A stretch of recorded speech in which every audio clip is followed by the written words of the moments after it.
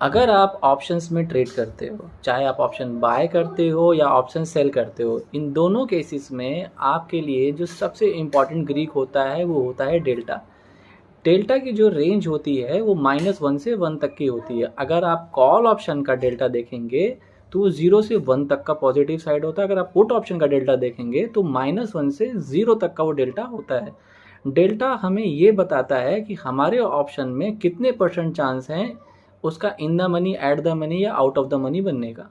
अगर आपका डेल्टा 0.20 है तो इसका मतलब ये है कि आपका ट्रेड एक्सपायरी के दिन तक वो इन द मनी बनने के चांस सिर्फ और सिर्फ 20% है, यानी उसमें फेलियर के चांस जो है वो आपके 80% है। लेकिन डेज बाय डेज ये चेंज भी होता है। अगर आपका डेल्टा 0.5 है तो इसका मतलब ये है कि आप एट द मनी के ऑप्शन में बैठे हैं और आपका delta at the time of expiry अगर वो क्लोज होता है 0.5 तो वो एट द मनी पे होगा। अगर आपका ऑप्शन नेगेटिव जा रहा है यानी कि आपका डेल्टा 0.5 से नीचे है या और ज़्यादा बिलो है तो आपका ट्रेड नेगेटिव चला जाएगा।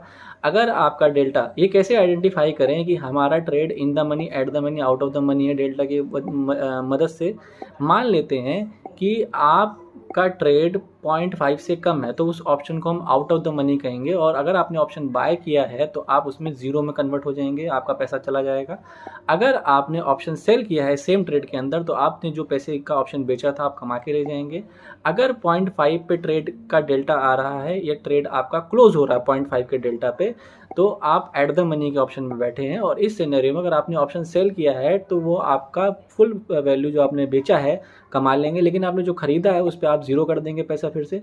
अगर आपने 0.5 से ज़्यादा का डेल्टा पकड़ा है और एक्सपायरी के दिन वो 0.5 से ज़्यादा पे ट्रेड आपका एक्सपायर होता है तो आप प्रॉफिट में रहेंगे। ये डिपेंड करता है कि आपने ट्रेड किस भाव पे लिया था और आपका ट्रेड की वैल्यू क्या आखिरी में बन के निकलती है।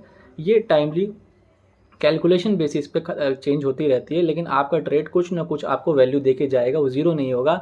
सेम अगर इस सिनेरियो में आपने सेल किया होता, आपका 0.5 से डेल्टा पे एक्सपायर हुआ होता तो हो सकता है आप नेगेटिव गए होगे। ये डिपेंड करता है आपने किस भाव में बेचा होगा, लेकिन इन द मनी के ट्रेड में बेचे जाने पे रिस्क ज़्यादा होता है और इन द मनी के ट्रेड पे खरीदे जाने पे पॉजिटिव, यानी आपका जो ऑप्शन का वैल्यू है वो बना रहता है और आप ट्रेड में बने रहते हैं प्रीमियम के अंदर। हो सकता है आपको काफ़ी कुछ इसके अंदर समझ में आया हो इस 1 से 2 मिनट के वीडियो में, और हो सकता है काफ़ी कुछ ना भी समझ में आया हो। आप एक बार रिवाइंड करके देखिए और ज़्यादा जानकारी अगर आपको चाहिए तो आप मुझे सब्सक्राइब कीजिए, डीएम कीजिए।